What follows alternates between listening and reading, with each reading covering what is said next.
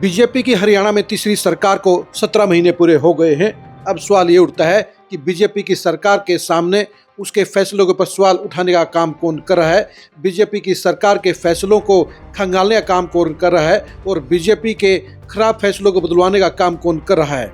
इस मामले में जिम्मेदारी प्रदेश की विपक्षी पार्टियों की है, यानी कांग्रेस की है, इनेलो की है, जेजेपी की है, आम आदमी पार्टी की है और बीएसपी की है। अब यही सवाल उठता है कि 17 महीनों में इनमें से कौन सी पार्टी विपक्षी पार्टी के तौर पर अपनी जिम्मेदारी पर खरा उतरी है।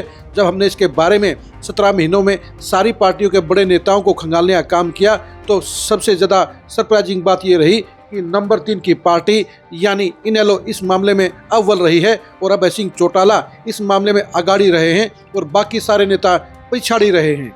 नमस्कार, मैं हूं कुलदीप शुरान। आज हम खरी खरी न्यूज में चर्चा करेंगे 17 महीनों में बीजेपी की सरकार के खिलाफ विपक्ष की भूमिका के तौर पर किस नेता की क्या भूमिका रही, जिम्मेदारी रही और परफॉर्मेंस रही। 17 महीनों में बीजेपी की सरकार ने बहुत सारे फैसले किए हैं। सरकार के फैसलों को लेकर जनता में नाराजगी भी आई है, काफ़ी सारे पॉजिटिव फैसले भी हुए हैं, लेकिन जनता के फैसलों को लेकर अगर सबसे ज़्यादा कोई एक्टिव पार्टी रही है तो वो इनेलो रही है। अभय सिंह चौटाला की अगुवाई में इनेलो पिछले 17 महीनों में सबसे ज़्यादा सड़कों पर दिखी है, सबसे ज़्यादा मुद्दा उठाने का काम किया है और सरकार को झुकाने का काम भी किया है। इनेलो ने सबसे ज़्यादा अगर कोई वर्किंग की है तो वर्किंग का रिजल्ट भी आया है और सबसे ज़्यादा परफॉर्मेंस की रही है तो वो बुजुर्ग पेंशन को लेकर रही है। लाखों बुजुर्गों की पेंशन को रोक दिया गया था, लेकिन अभय सिंह चौटाला ने इस मामले को लेकर पंचकुला में बड़े प्रदर्शन का ऐलान किया, जिसके चलते सरकार को बैकफुट पर आना पड़ा और यही वजह रही कि बुजुर्गों की रुकी हुई पेंशन मिल गई। इसके साथ साथ किसानों के मुद्दे के ऊपर भी 17 महीनों में इनेलो सबसे ज़्यादा अग्रेसिव रही है। अभय सिंह चौटाला की अगुवाई में कई बार प्रदर्शन किए गए हैं और अब कच्ची मंडियों को लेकर भी इनेलो मैदान में उतर गई है। अभय सिंह चौटाला ने कल राज्यपाल से मिलकर कच्ची मंडियों का मुद्दा उठाया। इससे 15 दिन पहले वो इनेलो के प्रतिनिधिमंडल के साथ में मुख्यमंत्री नायब सैनी से भी मिले थे।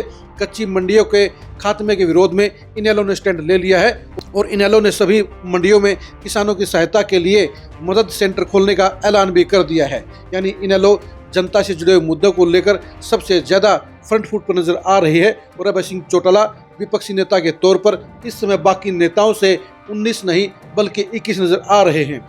कांग्रेस इस समय जनता के मुद्दे उठाने की बजाय आपसी झगड़े में उलझी हुई है। बेशक से रणदीप सुरजेवाला ने सबसे ज़्यादा मुद्दे उठाने का काम किया है, लेकिन उनके मुद्दे सोशल मीडिया के ऊपर ज़्यादा नजर आते हैं, फेसबुक के ऊपर और ट्विटर के ऊपर ज़्यादा नजर आते हैं, एक्स पर जो ज़्यादा एक्टिव हैं। फील्ड के अंदर कांग्रेस के नेताओं की जो परफॉर्मेंस है, जो एक्टिविटी है, बेहद कम है।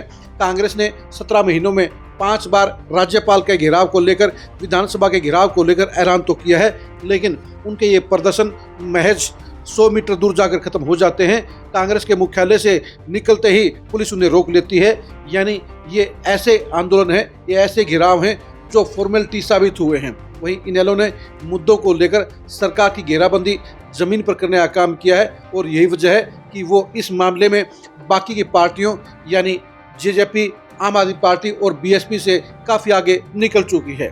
इनेलो विपक्षी पार्टी की भूमिका और जिम्मेदारी दोनों पर ही खरी उतरती हुई साबित हो रही है और यही वजह है कि अभय सिंह चौटाला को लेकर इस समय किसानों में सबसे ज़्यादा पॉजिटिव रिस्पॉन्स नजर आता है। इस समय बुजुर्गों में सबसे ज़्यादा समर्थन अभय सिंह चौटाला के पक्ष में नजर आता है और यही वजह है कि इनेलो का ग्राफ पिछले 17 महीनों में उभार की तरफ नजर आया है और वो पॉजिटिव रास्ते पर चल रही है। जनता से जुड़े मुद्दों पर स्टैंड लेने के चलते ही इनेलो के प्रति पॉजिटिव चर्चा इस समय जनता में चल रही है।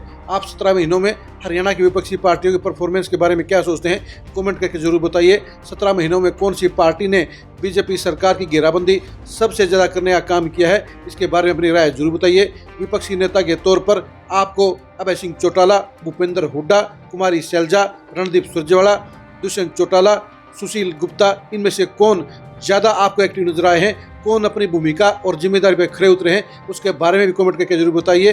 हरियाणा की विपक्षी पार्टियों की सियासत के प्लानिंग को और 2029 में अंजाम को जानने के लिए आप लगातार खरी खरी के साथ बने रहिए। आप हमारे फेसबुक पेज को फॉलो कीजिए, आप हमारे यूट्यूब चैनल को सब्सक्राइब कीजिए। नमस्कार।